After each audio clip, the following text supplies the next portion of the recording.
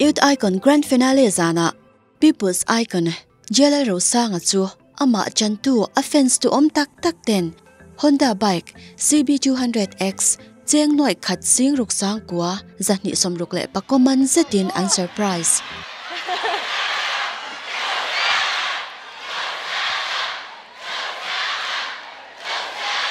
Nutling,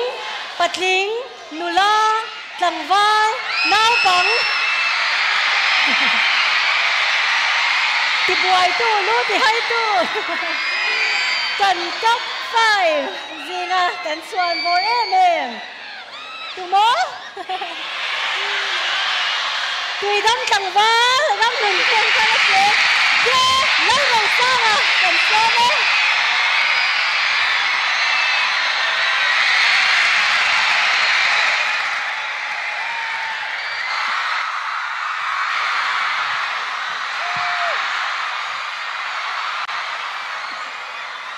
Youth Icon final result puanani ma hian top 5 te chu zai tura kau chwa ania heta hian Lalrosanga po ron performing mi puite an va han aw na satak em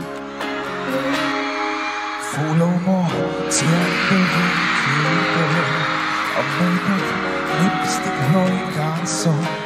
karindanin na fu viava korro ibe china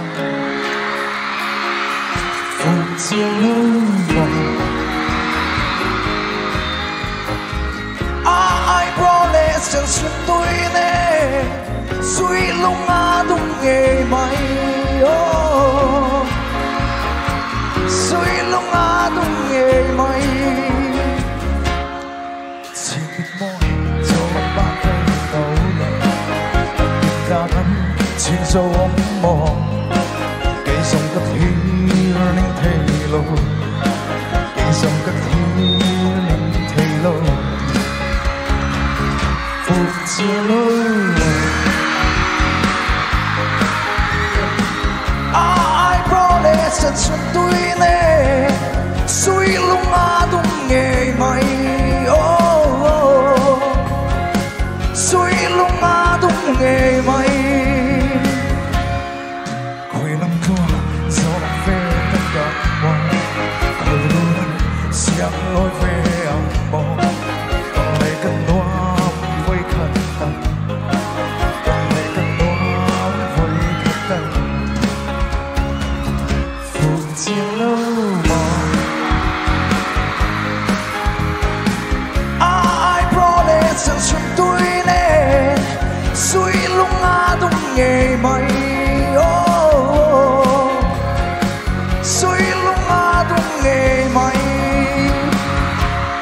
sa hian fu chiang lo mo ti chu ron sa in hemi zo hian host chuan are sa hi fans ten thil pe kan du thu buangin stage atanga a chuk tur chu a chel ri a ti chuan a thil pek ton Honda bike man tau tak hi Hlan anita ani zo ve ta kan mo khoi ro nan siang loi ve am mo ton le kan nom voi khat tan con lệ cất nót với cất tâm phút chia lâu ai promise chân xuân tôi nè suy lung đúng nghề mày suy lung đúng nghề mày phút chia lâu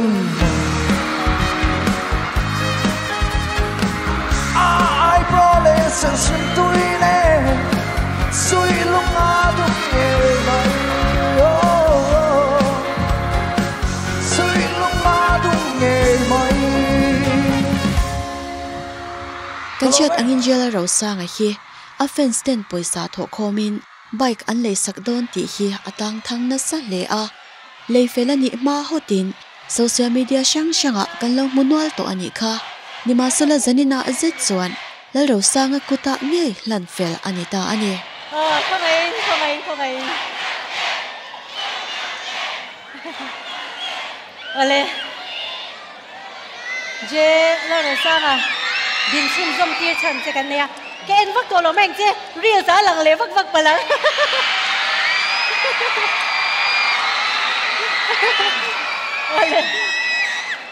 chu wang chuan I fence ten trăng rualin thil pek pek chen dua chắc chia dan chuan bike an hlan don ani an hlan tu khan ai sai ja la ta se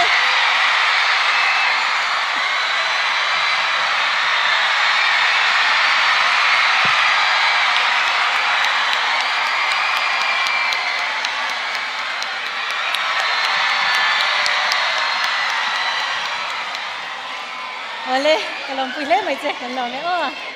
Kalong tu ke. Ole.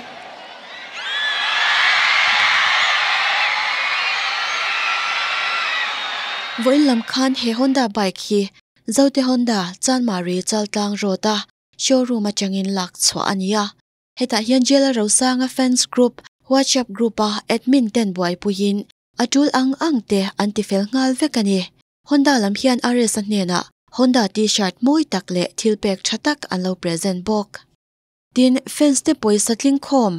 la banga tang hian accessories cheng sing khat sang riat man vel leya bike hi che ngal ania ti chuan hun che takara bike hi che turin dor puiveng thar TBC Auto Parts and Two-Wheeler Workshop a yan TBC ani Parts and Two-Wheeler Workshop te hian zaina Lalrosanga a fence ten a bike an pek tur an chei meka voina an chuna khan Honda a train gan la chuaka chuanin Honda lampang po hian engeng mani lo pek bela an lom khop maya ti chuanin helai hianin workshop ani hian min khoi sak hal char chara mi pali panga ve hian an bor hal char chara saina pek man tur ni wain ei tu na hianin khuwa thim deuh tran do a kan man mo khom mai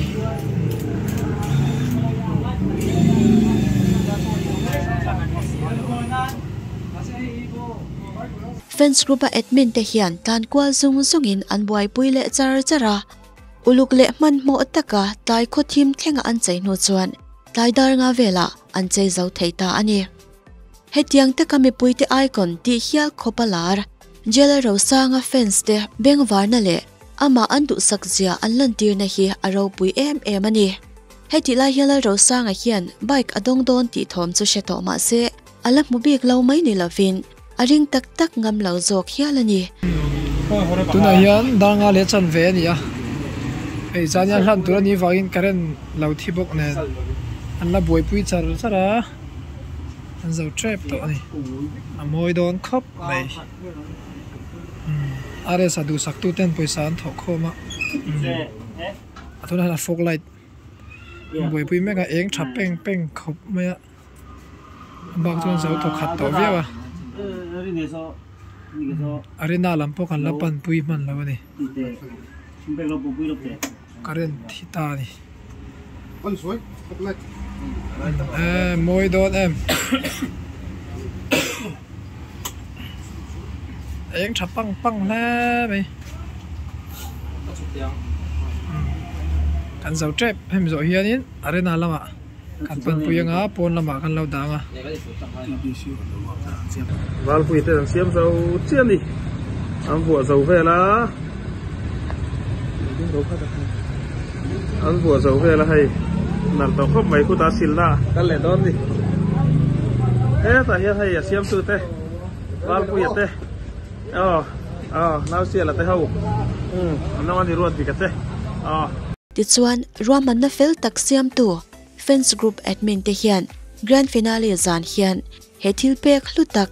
Honda CB200X cheng noi khat sing ruk sang kwa zani somruk le pakoman z hian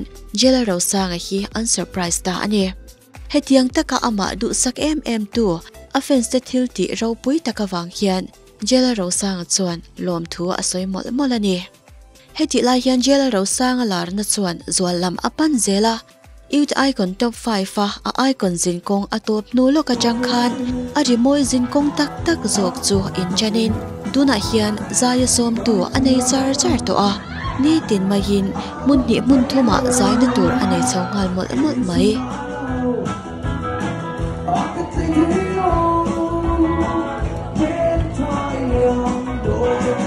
Oh,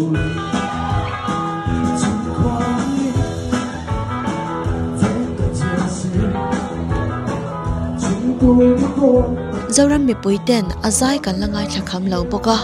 akal na lama pia nga bor tu anga thei hle ani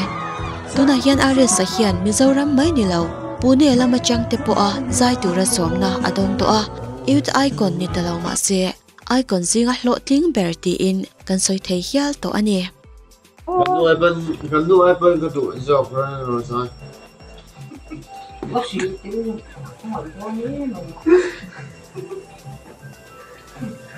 ngaihthlak ngõ rồi lúc tiêm group vào hen cắn hàng lô cắn phần mấy đô nó bị anh just thế cần hao mấy đô mì cần phun mấy đô mì ngã tiền tỷ tạc ai sai sửa ôi có tiền chứ mấy cái suy không anh là tôi thấy người khai lâu và xịn lâu à cái thế rồi sao tôi làm được ada burger saya kalau dua kau saya depan Info sudah kan? Lalrosanga mulai kerja tu, kita tadi ada ujian je. kalau dua asulah tok dah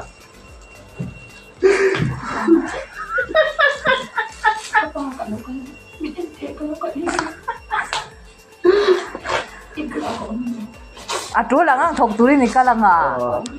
asulah tok dah aduh ini semua Gak salah, gak perai.